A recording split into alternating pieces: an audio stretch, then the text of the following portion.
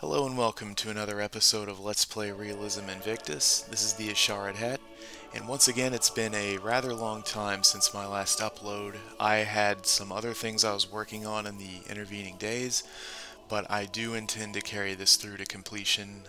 And fortunately the game is going pretty well at the moment, so nothing to be too discouraged about there. But someone had commented recently that I hope you didn't give up on this, and I saw that and made it more of a priority to get this out now. Um, I certainly do not intend to leave this hanging, and as I said before, since this is a full official release, there won't be any complication owing to updating the SVN, as in my previous one. So we were in the middle of this invasion of the Aztecs, and I believe I stopped on kind of a high point there. We're just recovering after taking this city. Gonna scout out what he has with this spy. I don't know what's up with the frame rate. It's a bit laggy right now, and it normally isn't, but yeah, it could be a temporary thing. Hopefully that doesn't continue indefinitely, but if it does, you'll just have to bear with it this time. It's the same hardware I've always used, so it shouldn't consistently do this. I will keep this one a bit more short, but just wanted to get another one out there because it had been quite a while since I last uploaded. Alright. And actually, I just started recording after opening this up. I hadn't really taken a look at everything. Oh yeah, we still have an enormous tech lead. Yeah, this really is kind of laggy. I might do a mini episode if this doesn't let up, like maybe just 20 or 30 minutes. I don't really want to play with it this choppy. You probably don't want to watch that either, but oh well. Be that as it may right now, we'll just suffer through it. So we've got our siege still 3 skirmishers, a horseman, one warband, and our UUs are healing. We have 3 of those. Were any more on the way? I believe we have a limit of 6.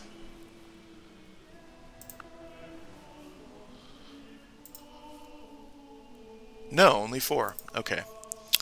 I guess it's that powerful of a unit. So, I don't remember, honestly. We might have lost one. Getting it retrained and sent all the way down here again is going to take a while, especially since we're working on Asclepion. Oh, that'll be nice. Yeah. Yeah, I'm actually going to, before I micro my units down there, going to make sure everything's worked the way I want it to. We actually have war weariness, which is somewhat unusual for this early in the game. We're still in the BCs. Fascinating. Could build a market next, but one unhappiness when we already have what I think is one of the largest cities.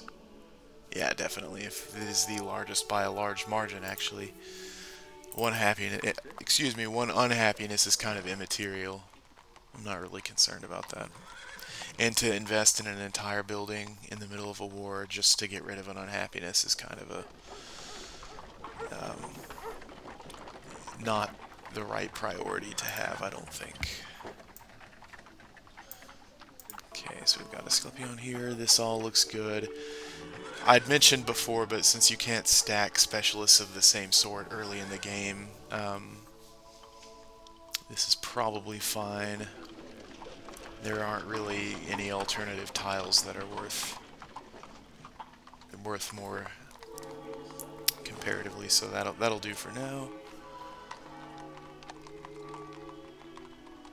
Oh yeah, we're in the medieval era, I forget.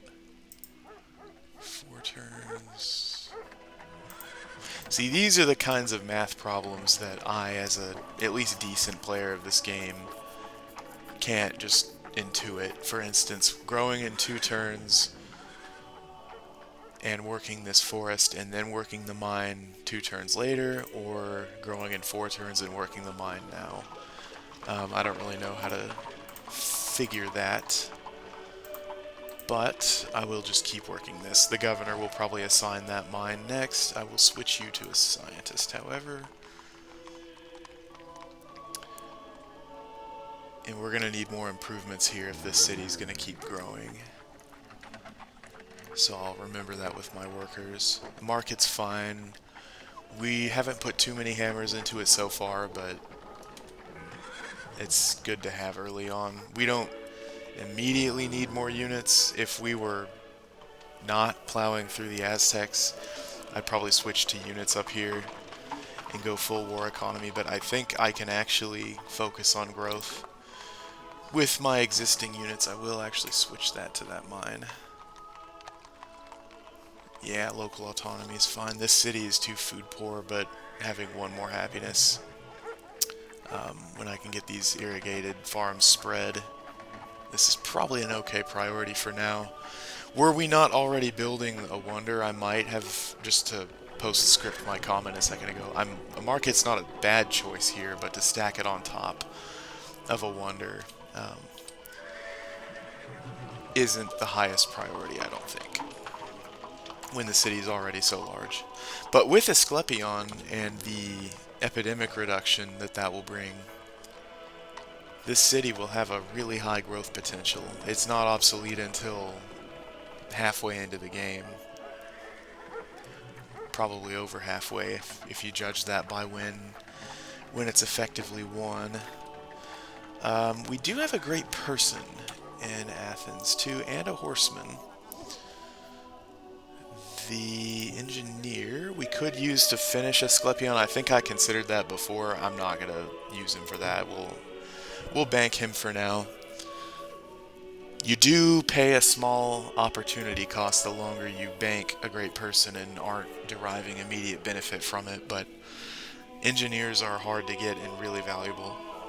So I think more than any other great person, they're ones you want to hold on to. If there's a wonder you need, engineer, or if this will work for a great scientist too, but if you're getting a nuclear program, you need them for nuclear expertise. And if you have a lot of great people pollution, your odds of getting an engineer or even a scientist get increasingly low to the extent that your other points have polluted it, if you will. And as I just mentioned with the non-stacking of specialists, you kind of have to work different kinds, which makes it harder to manipulate the kind of great person you want to get. That's kind of cool. This horseman can get all the way to Thermopylae in one move because of the paved roads and 3 movement. Really is a nice military advantage. He can get nearly all the way to the front in 2 turns. So the Aztecs, they do have composite bows, okay, and spearmen, so that'll be kind of a tough nut to crack, but we have well promoted. Oh, we do have the 4th one here. That was unobservant of me. He's led by Alexander. We do have well promoted, really strong units. So, I mean, even without siege, this is registering as possible, and normally it's not, so. It is kind of strange to hear the medieval music with this classical warfare in an era when the classical war, at least by the calendar date, is still the norm. Yeah, it was 197 BC, I believe, Cynocephali, the first battle in which the Roman legionary formation, well, it wasn't technically the legionary yet, but I suppose it was. But that battle formation was successful against the phalanx at Cynocephali, so this is effectively the same time period.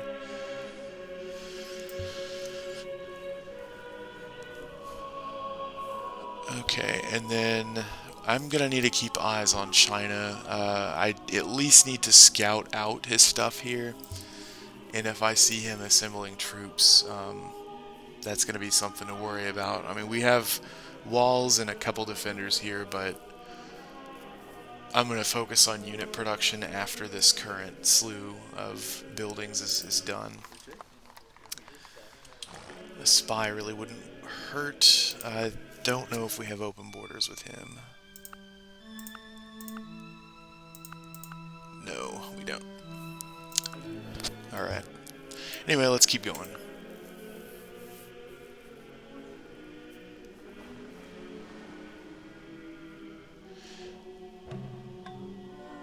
Yeah, it looks like the frame rate mostly corrected. I don't have a GPU in this laptop, so sometimes the combat animations stick, and then the general frame rate, as you can see, even with running fraps, is, you know, it's very responsive, but sometimes it lags when loading animations suddenly.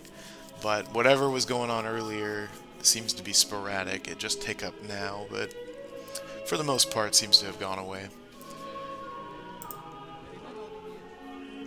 Yeah, I don't know that a market's a great choice here, honestly. Yeah, we're gonna do a levy. And this is kind of radical, but I'm actually gonna do this and leave the city undefended for a few turns. Now we risk 1, 2, 3, 4. Nope, that's not a risk. If a barb shows up here, we can turn him around next turn, but otherwise the new defender will be ready in time. And it's going to be rare that we find a 6 strength barb. It could happen. This is admittedly a risk, but I don't want to spare any of these invaders to defend Tlacopan, so I'm actually going to just send this levy here to garrison and train a new one.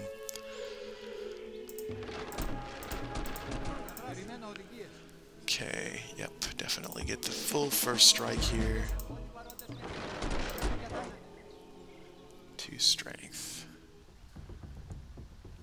Gorilla. City is on a hill.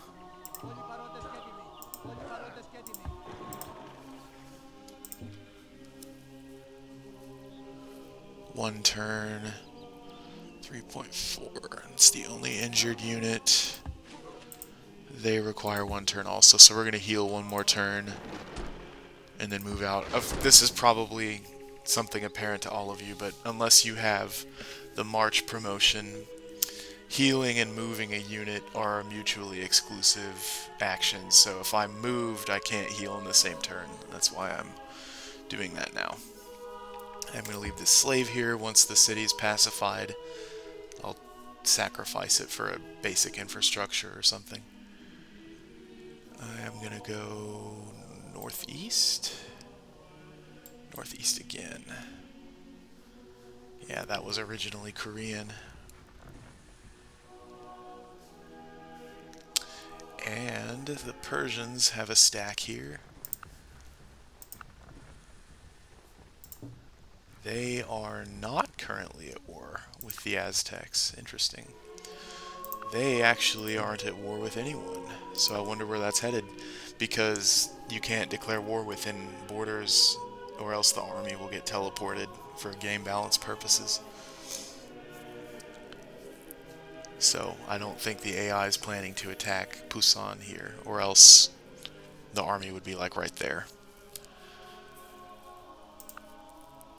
I am going to make a note to play a little faster. I noticed in the other ones I tended to talk too much. There's nothing wrong with my commentary, I suppose that's sort of the point of this, but I need to keep pace with the actual game in that, rather than lingering too long on a, rather between turns. Yep, and the cavalry's coming in too, so we can almost rejoinder them. Not quite, but almost. And that's nice because we actually didn't have any other cavalry, and they provide mobility aid, yep, which will be nice. A little extra withdrawal chance, and a little bit of strength. The most important bonus, I think, and really these are borderline overpowered unit classes for this reason, but Skirmishers, the recon aid, gives you first strike chances. I explained this before, but the aid system in Realism Invictus, the proportion relatively of different unit classes in an army will confer bonuses to every individual unit with respect to the remainder of that army composition. It's a very cool system, but the problem is the logistical penalties that are supposed to discourage overstacking originally weren't really punitive because you would still have a net positive from overstacking. If you had an enormous stack, it was still better than a medium stack. Um, Now, it would be relatively worse than a medium stack against, if they fought each other head to head, but only somewhat, and it didn't really discourage you as the player from assembling enormous death stacks, which, with some justice, was the main criticism of Civ 4's combat. Um, so what I did, and this was actually suggested and already implemented by another player of the mod who posted this on the forum, is I implemented more punishing penalties so that if you get to the highest level, it's actually a net disadvantage. Minus 35% strength will outweigh all of the aid bonuses. Even if you have perfect army composition and full aid bonus for every unit, it's still a net negative. And in Civ 4, even minute discrepancies in strength are actually kind of significant. The way that the combat is decided in consecutive rounds, there's kind of a momentum effect. Small advantages tip the scale in such a way that they're more significant than they appear. And that was cool. The tooltip disappeared. I didn't know it would do that if I held it here too long. So anyway, and also minus first strike chances, which is what brought this to mind. The recon aid bonus in particular, even if you don't use your skirmishers in actual direct combat, the recon aid that they provide, if you can get to recon aid 3, 2 first strikes, and 12% withdrawal chance is enormous. I mean, that outright overcomes some of the detriment traits, like I think it's... Which one is it? It's not this one. No, it's the other one.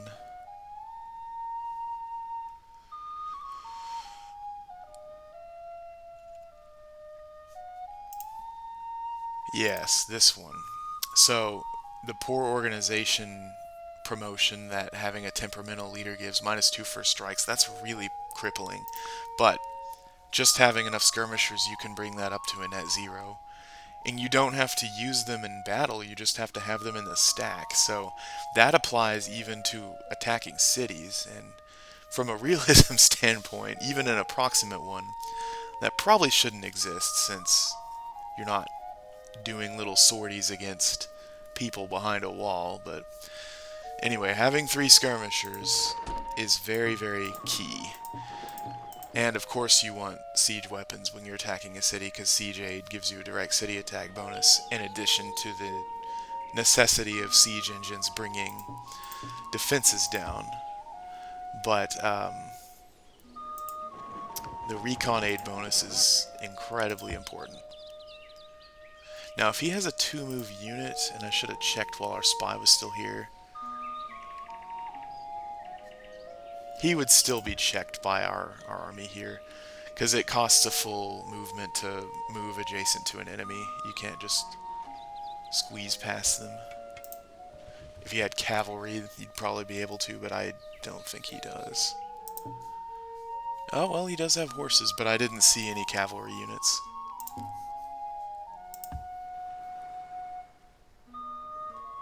You know, listening to this song, which I've heard for, wow, 18 years now, off and on, since Civ 4 was new, this headset I'm recording on has a pretty high audio quality, and I never noticed there's a little stringed instrument in the background, which is really pleasant, and I had never noticed it until now.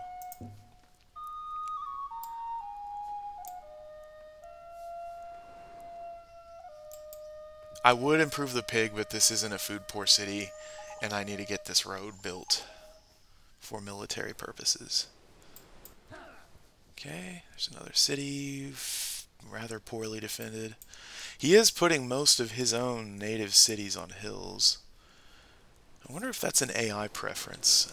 It was cool, the Austronesian leader, one of them, it said something about him preferring coastal cities, and the AI very much did behave that way. He settled kind of hodgepodge, not in a contiguous manner, and he favored nice coastal spots and went out of his way to get them. So, the Aztecs being who they are historically, I could see that being the case here as well.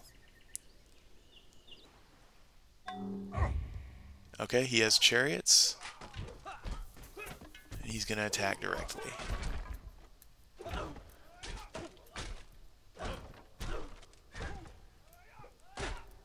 Oh, he killed one of our UUs.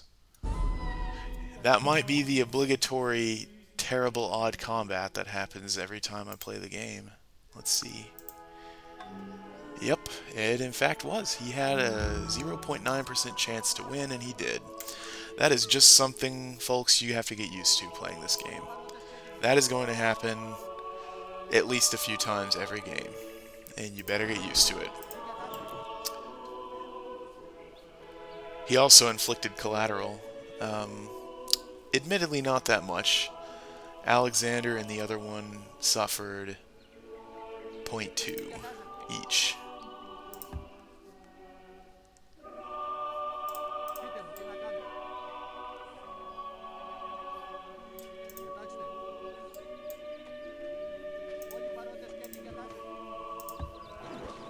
I'm going to let this levy get here first before we advance too much further.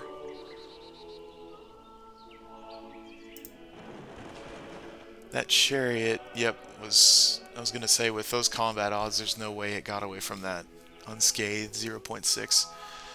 That appears to be his only 2-move unit in the vicinity, so he can't re-attack easily. For that reason, I might actually want to go ahead and bring them in, because we're going to need to spend some time.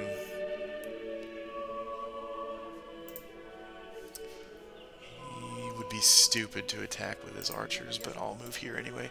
We're going to need to spend time bringing his walls down. We can heal that one turn assembled together.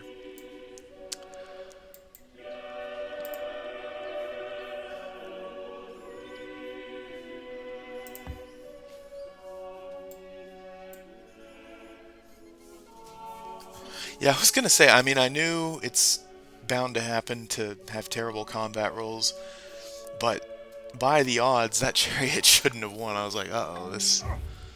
Yeah, let's... Is he attacking with the same unit? No, because then we'll lose our stone. Our masonry materials.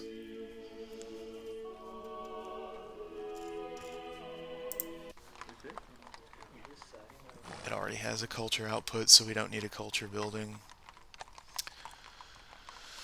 There's a lot of jungle around here. Let's get a granary. You know what? Actually, I do want to use the slave right now.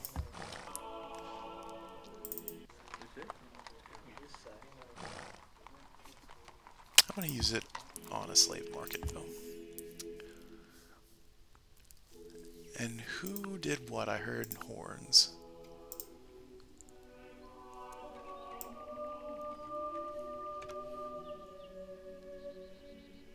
Okay, the Korean... This was last turn, I guess, but the Koreans declared war on the Persians. Alright.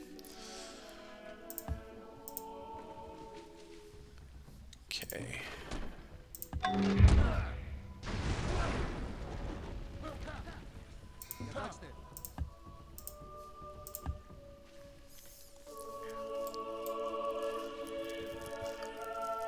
This is a really, really thin defense. There are more Aztecs to the southwest, actually. I probably should be building units, but I'm so close to this wonder. That's such a noob thing to say, but whatever. I think we're fine. This is a pretty nice stack. If he retakes the city, I'll just come back down, but I don't think he's got a lot of units down here. No way to know for sure, but this is the heart of his empire.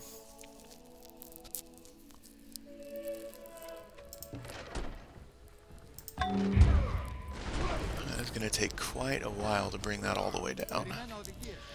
During which time he's likely to get more defenders. Yeah, of course, healing in enemy territory takes a lot longer.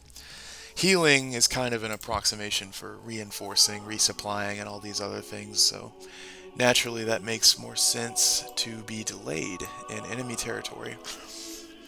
It is full speed in your own cities, slightly slower in your own territory, merely neutral in neutral land, delayed in enemy land, so that's how that works. Do I have... Yes, I do. Okay, right, those are classical texts, so we can spread irrigation. I am kind of committed to staying in slavery here. Yeah, that's fine. I like slavery in the game. Those revolts are a bit nasty, but if you switch to serfdom, you still have the same problem. Free trade is not based on utility, Yeah. but on justice. No, I'm going to stay in traditional custom. Yep. He did get another composite bow. But it would be stupid to attack the city without bringing the defenses down. I might have used my spy to get it to 0, but nah, I don't. Which might have been smart because he got caught. Oh good, the Chinese attacked the Inca. That'll take them off my back for now. I was a little concerned he might show up and attack me. He is at -1 net relations, and the Inca, I think, liked me, if I recall. No, they hate me. Okay. Well, you have bigger fish to fry, Tupac. I think he was a warmonger, which mildly surprised me last time. Yes. But unless he is him, Montezuma is ridiculously suicidal in warfare. I don't think the Inca are going to attack me randomly. Cao Cao is also a warmonger, so we really do have quite the war map. And of course, we ourselves are waging an aggressive war, so there's that. Oh, another engineer, okay.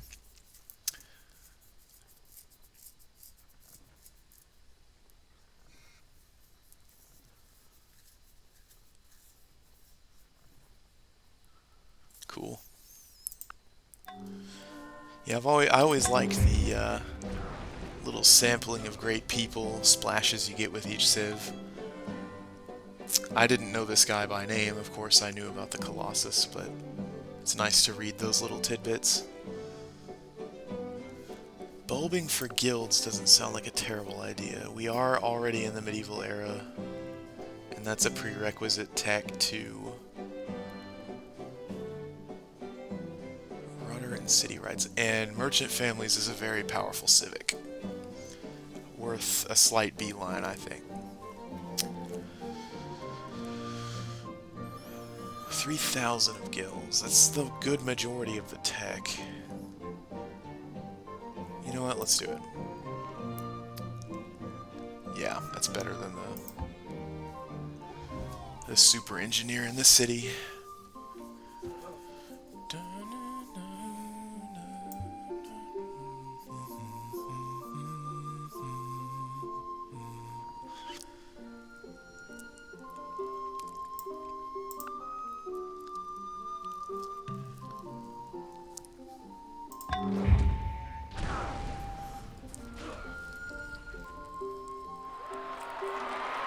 Yeah, whenever you get this, we love the monarch, president, or whatever your government form is.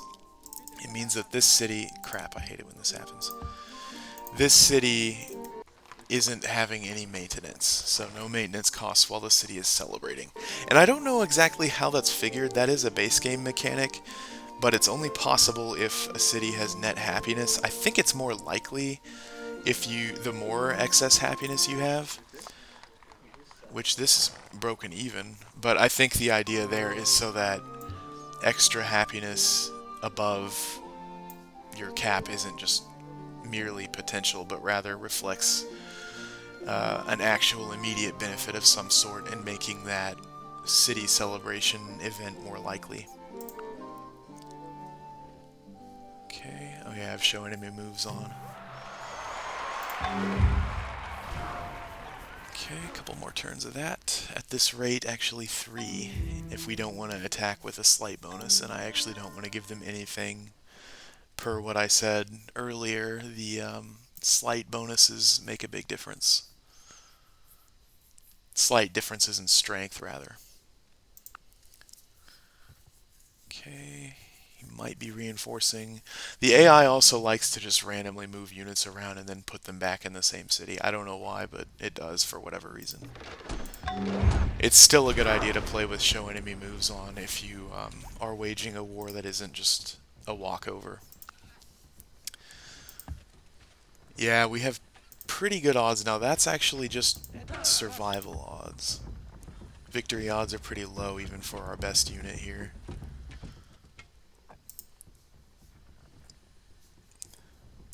Okay, they're done healing. It probably would have been smart to get more warbands to sacrifice as kind of cannon fodder units. But we'll see what this stat can do on its own. I don't think it was a bad move to invade and attack him, especially if we can get this kind of... I guess this is a gulf. This gulf area all controlled by us would be nice. Well, at least up to the Persians' side of it.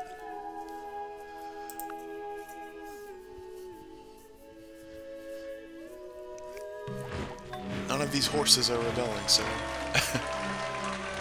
Okay, finally done with Asclepion, which has the university sound effect. Interesting. Ah, yes, we haven't built our heroic epic yet. The heroic epic, after which all of them are named. Just kidding. Though in the Western military tradition, I suppose that is true.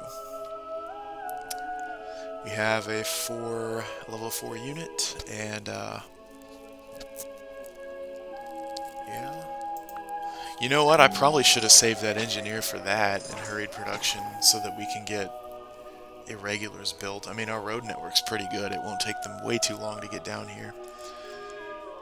Okay.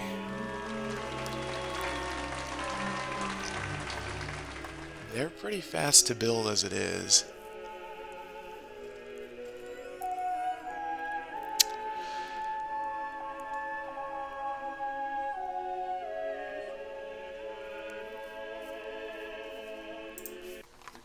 Because we're already at war, I'm going to go ahead and favor immediacy on this.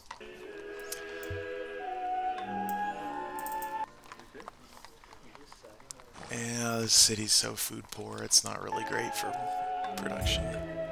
The scaling cost on levies is really, really low too. If we were going to build...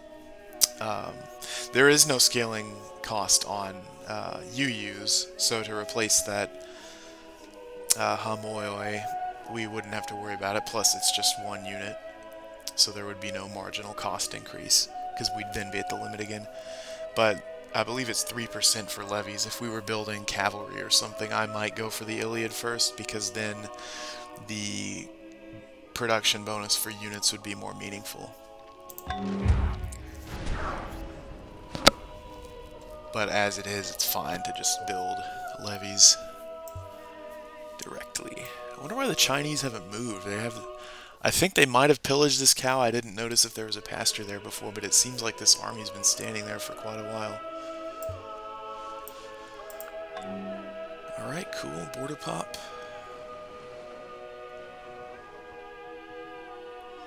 Aztec spy, most likely.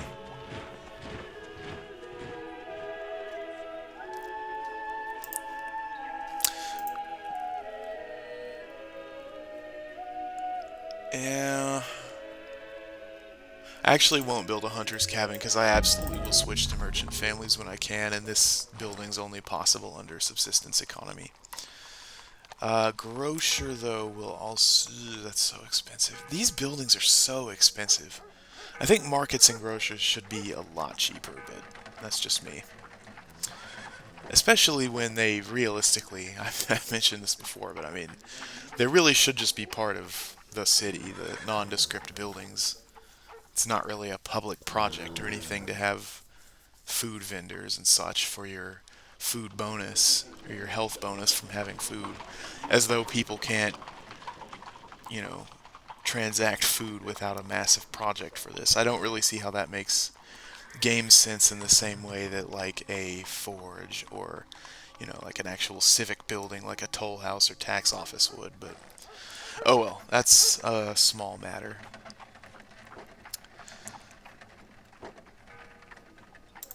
I'm just gonna build another.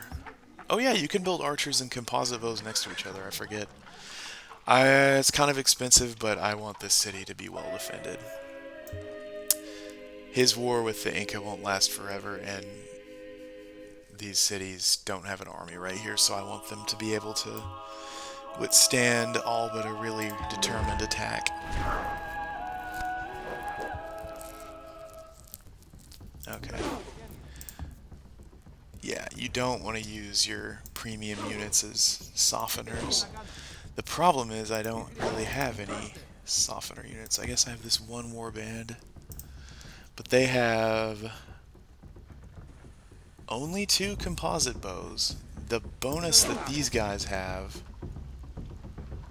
yeah, 3 first strikes. That's really nice. They have bonus against cavalry and melee in particular. So they're not great against archers per se. Which is kind of funny because the spearman does, and these guys are spearmen. Yeah, I should have brought warbands in. He does only have 2 composites. I know Walter is of the opinion that the national units are good, not cannon fodder units. They should be used well and intelligently for their respective purposes, but because they don't have scaling costs, they're easier to replace than units that do. So it may not be a bad idea to use these 2 guys, because that will severely damage the composite bows even if it doesn't kill them. And I can replace them. I'm not going to frontline attack with Alexander, though. At the Siege of Tyre, he demonstrated that. He wouldn't approve of being held in the reserves, but oh well. Watch his men cross the wall. God, I'm so reluctant to do this. I really should have brought in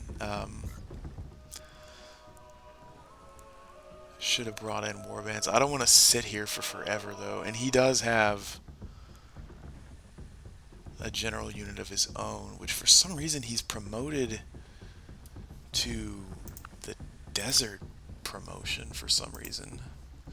The AI seems to like doing that for some reason, which is just wasted experience here. It doesn't give you any kind of bonus outside of that terrain, unlike land tactics, for instance, which gives you 10% in addition to unlocking all of these specialized promotions.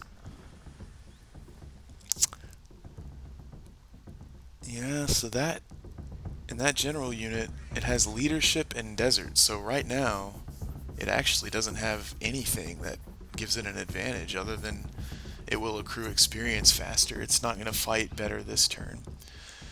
But I do have protect valuable units on. That seems to only work selectively.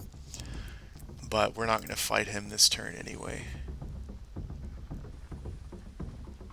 He has Gorilla 3 on that one composite bow and Gorilla 2 on the other, and this city is on a hill. So that is going to be a tough nut to crack. And unless I want to throw away my cavalry, I only have really about 3 units to fight with. But it's going to take so long to get this army trained. I don't want to throw away this stack, though.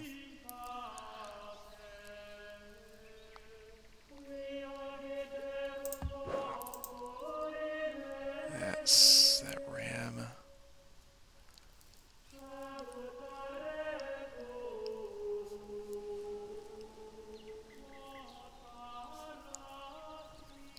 This is a jungle. He doesn't have any 3-move units. There's a road here, though. I was going to say, if I abandon this ram that can't move with the rest of the army, and he sends in a unit to fight, were it not for this road, which actually I can pillage, that unit will get stuck in the jungle. He'll use his general unit for it, probably. I'll pick that unit off if I can, because he'll certainly attack a stray ram. And then I'm going to go for Busan otherwise, and come back down once my levies are done. I'm not going to sacrifice this whole stack. I can't take the city realistically. He'll probably attack with his general unit, or honestly probably a skirmisher. But he... Oh no! Why is that road still there? It was a slash and burn farm. And then I moved away with the road still there, and I could have pillaged with my other horse. So yeah, he'll attack that ram and come back, because that road's there. Oh well, rookie mistake. My people were very disappointed with my poor military leadership. Yep. Shit, if I had destroyed that road, that wouldn't have been possible. We could have killed his general unit. Oh well. Whatever. At least I was conscious of the mistake. New holy city of Hinduism. Now we only have 2 rams. It's going to take even longer to get those defenses down, so...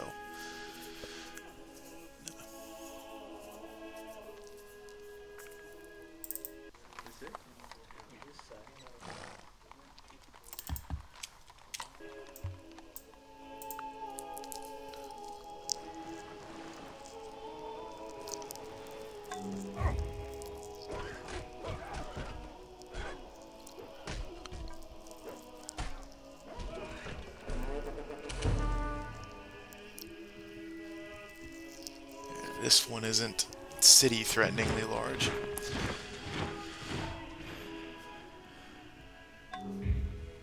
Yeah. Well, they are 6 strength, though, because I have... I'm not going to promote him to garrison, but I will leave him here this turn.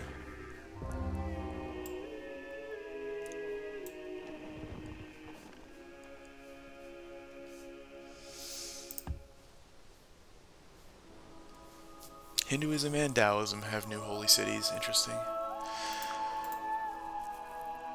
Yeah, that chariot suicided basically on Alexander and gave him experience. I think I did promote Alexander to leadership. Yes, I did. Okay. You're bound to lose your good general unit sooner or later if you keep using him.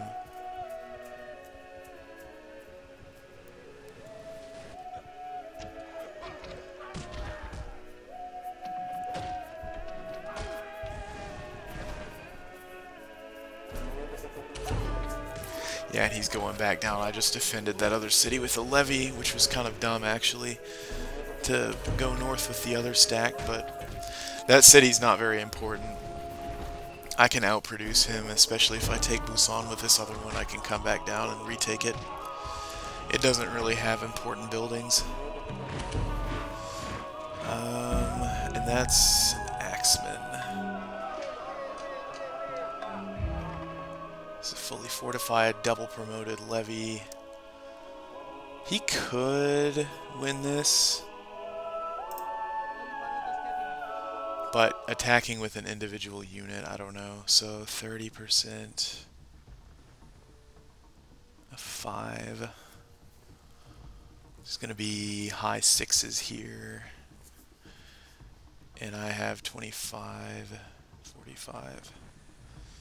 Yeah, he'll have bad odds, but it's possible. And I'm only defending with 1 unit, which is pretty risky, honestly. That actually was a little bit dumb, in fact. If it doesn't fall, I'll bring an archer down. And then make sure to send this guy too.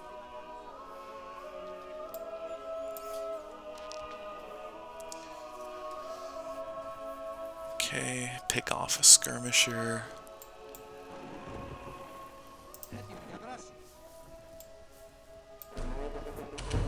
Love the mobility of cavalry.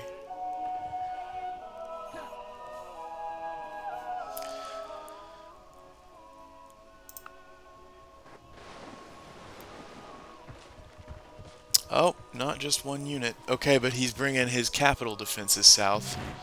So I'm going to turn around. If he commits to taking that other city, his capital is going to be pretty vulnerable.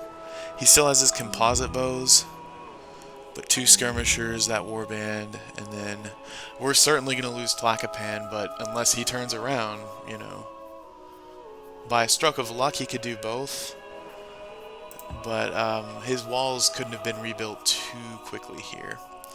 Does he have double movement in jungle? No, because he promoted them to desert for some reason, so onward with the road. See if I can bait him west, increase the odds of Tlacopan surviving.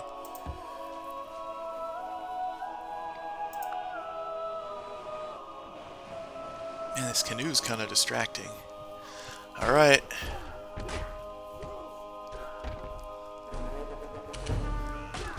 Here's his general. Believing you, peasant. Nice, he killed his general. He's still gonna lose the city, but...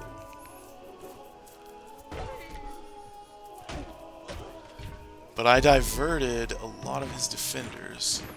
A great mediator. This event's supposed to fire if you, if the war has become a phony war, and obviously a city just fell, so it's not. But yep, we might be able to retake this, but now this is his territory. Of course, it wouldn't have made a difference. He might be able to reinforce in time, we'll see. I think he will, so I think I made a stupid mistake with that maneuver, but oh well.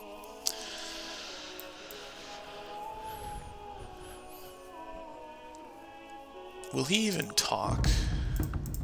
Yeah, and he thinks he's losing. So right now we're facing 2 composite bows and a spearman.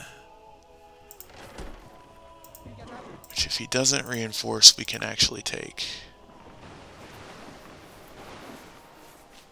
Okay, he moved west with that guy. People of the same trade seldom meet together, even for merriment. Nope, he wasn't able to reinforce in time. And we can bring the defenses down to 12, which isn't incredible, but they've got some stones they can hide behind in this upcoming siege.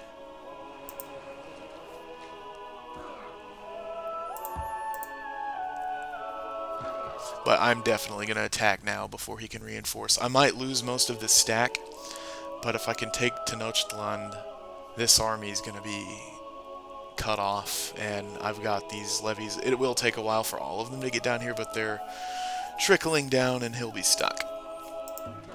I kind of... This isn't great play on my part, I'm sorry. I typically do better than this, because I'm going to have to suicide this stack probably to take the city. But for an enemy capital, I think that's worth it. Yeah, this Gorilla 3 composite bow is going to really be the biggest hurdle to overcome. Yeah, the withdrawal chance is pretty considerable too. And Alexander is low strength right now, but we have to attack this turn or he'll reinforce.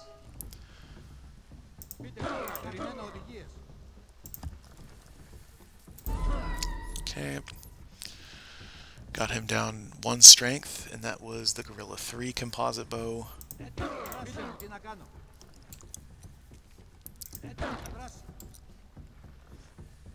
Gonna have to get lucky on this and withdraw. Did not get lucky. Took his spearmen down half a strength.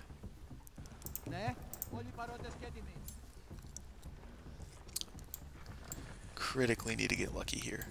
Okay. Brought the other archer down 1 strength. That is nice, even though cavalry is bad against cities. If it has a high withdrawal chance, if you can promote it well, they can inflict damage and flee. Okay. Alright, not lucky, but he's getting low on health now.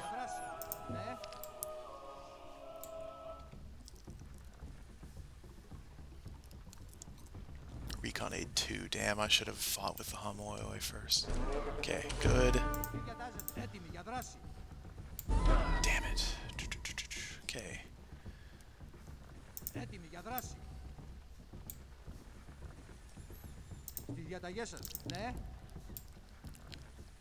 So we have 1, 2, 3 that I can really fight with. Alexander's basically guaranteed to win on this. Well, I don't want to say that and jinx it. And that's going to be 3.5 strength. No, that's against the bowman. I wonder why. And that is against the spearmen. Okay.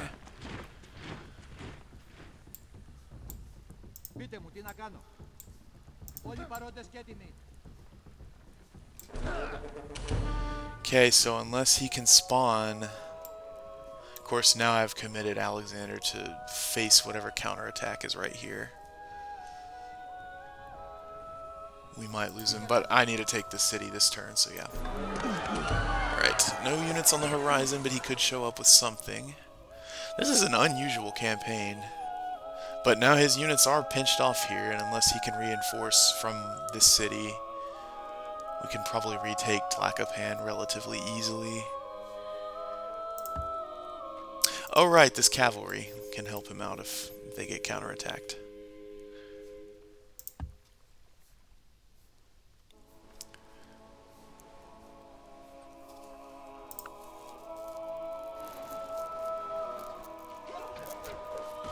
Oh, he went to attack the archer, okay.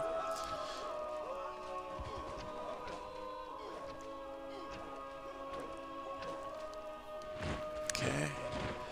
Well, too bad, because that was a city defender archer, I think, and the experience was wasted. But, hey, it distracted the skirmishers from going east for a turn, which might end up being useful, we'll see.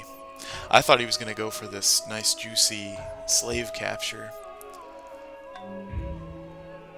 In fact, is he running slavery? He is, so he could capture my slaves. Otherwise, they just get liberated. Okay, we're gonna move in here. Strange campaign.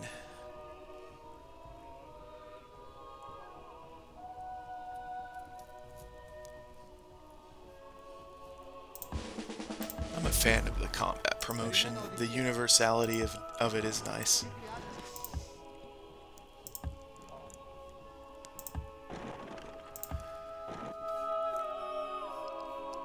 Okay, I think this is a good place to stop for now.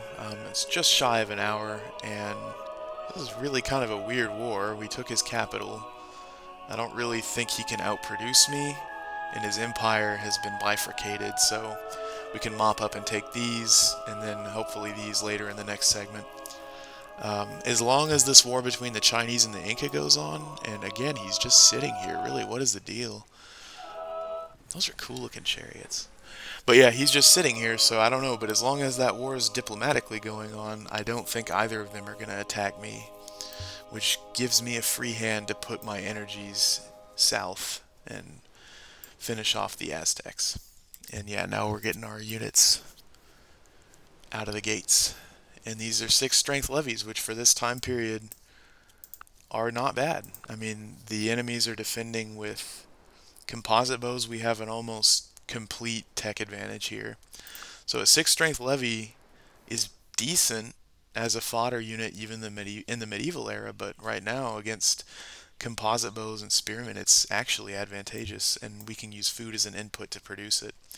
So I think in the long run, this war is going to tip in our favor. Taking Tenochtitlan, especially with this near isthmus that it bridges, um, was definitely a win for us. Um, this was sort of a wonky execution, though. Normally, a war you kind of move through in an orderly fashion and take cities one by one. We went north, lost the city in our rear, and then went back down and took his capital. But hey, it worked in the end so far. The end, as far as we've gotten, at least. So, let's go ahead and stop here, but that is the way I plan to continue. We've done enough building, as in like construction of game buildings, for a while, and I'm going to focus on unit production until my power ratio with the Swedes of all people gets up higher. It's not bad with everyone else, but you, especially when your tech is ahead, you're going to want this to be higher. If you're economically not able to sustain it, it might be time to attack someone instead of bank on military potential, which drains you down in the short term. But as it is right now, I think switching towards units get a decent defenses here, but again, I don't expect I'll get attacked by either of them, and then finish off the Aztecs. And it should be as simple as just build levies and come down and take Tlacopan, because he's not going to be able to outproduce me. And tech-wise, he literally has no tech ahead of us. He's actually sorely behind in tech. He doesn't even have horseback riding. However, let's not underestimate the Aztec unit roster does favor this time period, as does ours, so I'll look into his units a little bit off screen, but in the meantime, this has been a nice, good little segment. I will aim to get this next one out in a much shorter interval, but thank you, those of you who are watching, for bearing with the delay, and I will see you next time. This is the Ashard Het signing off.